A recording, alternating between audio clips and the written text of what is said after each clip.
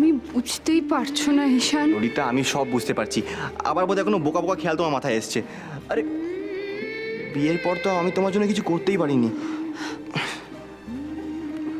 না কোথাও তোমাকে বেড়াতে নিয়ে যেতে পেরেছি, না কিছু। ললিতা, আমি কি তোমাকে একটা ড্রেস কিনে দিতে পারি না? আমার কি এইটুকু ক্ষমতা নেই?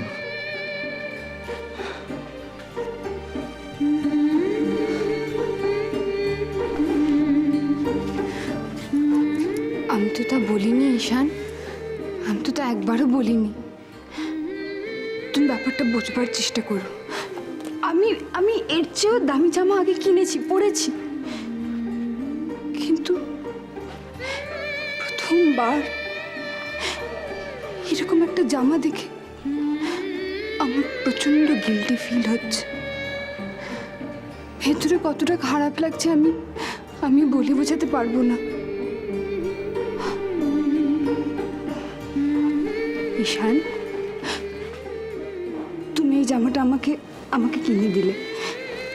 এই জামাটা পরে যদি আমি খুশি না হই, আনন্দ না পাই, তাহলে জামাটা রাখবার কোনো মানে আছে?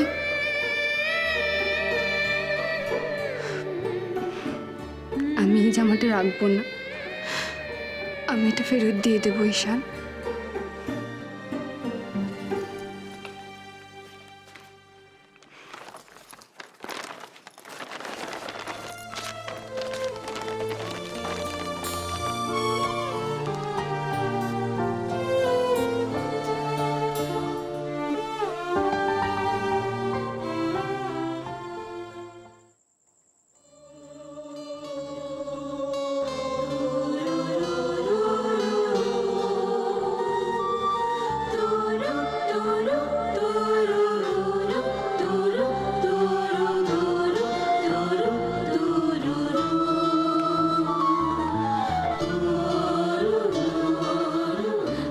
রাজের তো কোনো পাত্তাই নেই, কি করছে কে জানে।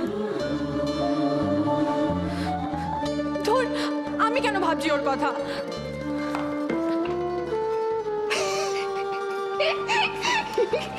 তুই হাসিস কেন? দিদি বিশ্বাস কর, সেরকম কিচ্ছু নেই। নেই যখন, তখন তুই ওকে নিয়ে এত ভাবিস কেন বলতো? মানে ও নিরাপদে বাড়ি পৌঁছলো কি পৌঁছলো না, ওকে কেউ ফলো করছে কি করছে না, ও তোকে নিয়ে কনসার্ন। আমি কিন্তু ওটা নোটিস করেছি, সেদিনকে আমি দেখলাম। বুঝলি দিদি, তুই সত্যি প্রেম টেম করছিস না? সত্যি বিশেষ কিচ্ছু নেই দিদি। আচ্ছা নেই, নেই যখন কিছু তুই ভাবতে পারিস। কিন্তু ও কিন্তু খুব হ্যান্ডসাম, বুঝলি তো? ওকে কিন্তু দেখতে খুব কিউট, আমি দেখেছি, বুঝলি? টেনশন নিয়ে কোনো লাভ নেই।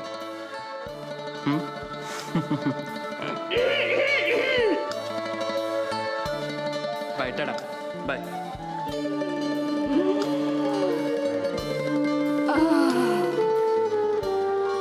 কি Labanya, you R in love. না না, রাজ আমার ভালো বন্ধু, তার বেশি কিচ্ছু না।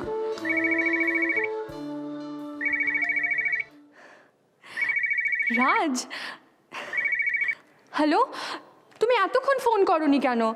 আর কেমন আছো তুমি? লাবণ্য, আমি ভালো আছি, আমাকে নিয়ে টেনশন করার কোনো দরকার নেই। সুযোগ পেলেই আমি চলে আসবো। শোনো লাবণ্য, 30 সেকেন্ডের বেশি কথা বলার সুযোগ নেই, আমি রাখছি।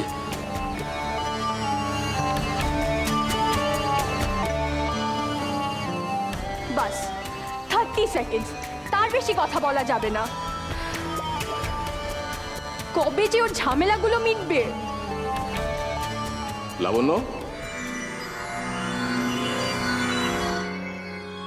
কি রে, কি ভাবছিস? এত রাত হয়ে গেল, এখনো ঘুমোসনি? না বাবা, কিচ্ছু না।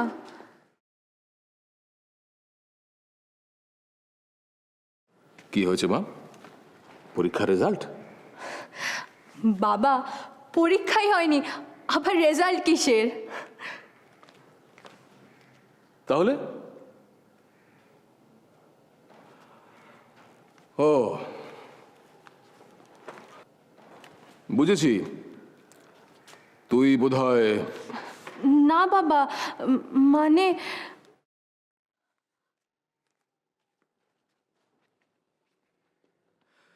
লাবণ্য, তোকে একটা কথা বলি, শোন।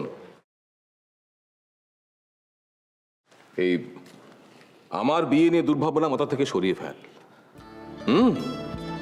ছোট্ট মাথা তো, এসব ফালতু ঝামেলা ঢোকাস না, ঘুম নষ্ট হয়ে যাবে। শুয়ে পড়, ঘুমিয়ে পড়। এই, তোর কাল সকালে প্র্যাকটিস নেই? তবে ঠিক আছে, শুয়ে পড়, ওকে?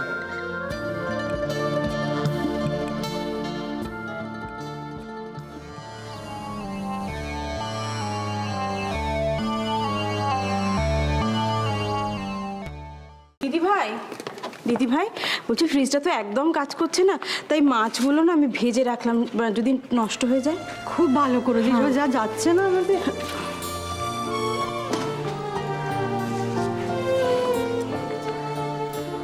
এই বাবু, কি হলো তো?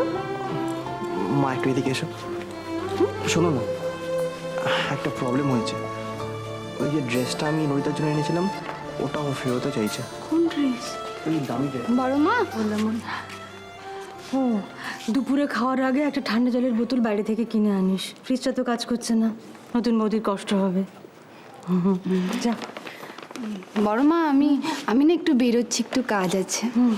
1 মিনিট ললিতা, একটু দাঁড়াও। দিদি ভাই,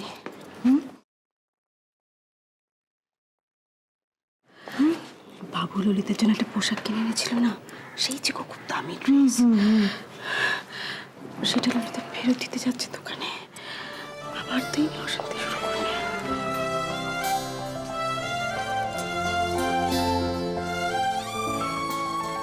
বড় মা, আমি বেরোচ্ছি। দাঁড়া, কোথায় বেরোচ্ছিস তুই রোদ্দুরে একা একা? আমি তো হ্যাঁ রে, ঈশান তোকে একটা ভালো ড্রেস কিনে দিয়েছিল, সেটা তো পরে দেখালি না আমাদের কাউকে।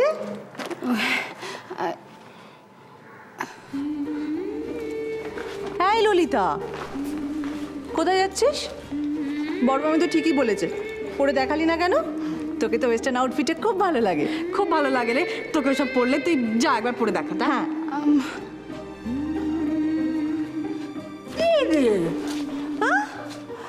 আমি তো দেখেছি ওরকম ড্রেস পরলে তোকে কত সুন্দর দেখা। এইবার একটা পরে দেখা। আসলে ঠাম্মা, মানে ওই ড্রেসটা আমি ফেরত দিতে যাচ্ছিলাম। কেন? ড্রেসটা অনেক দাম তো গো, খুব দাম। আর মানে আমি তো শাড়ি পরি, এখন অত দামি ড্রেস বাড়িতে পরে থাকবে, কোনো লাভ নেই না, আমি ফেরত দিয়ে আসি। শোন শোন শোন ভাই, তাড়াহুড়ো করলে চলে? কত পছন্দ করে তুই ওই ড্রেসটা কিনেছিস। হ্যাঁ, হ্যাঁ, আর তাছাড়া আমার দাদু ভাই কত ভালোবেসে তোকে ওটা কিনে দিয়েছে, বল তুই ফেরত দিবি? ওটা ফেরত দেওয়া চলবে না। মা তো কত করে বলছেন তোমাকে, মায়ের কথা শোনো, যাও একবার পরে এসো ড্রেসটা, যাও। যা পরে আয়।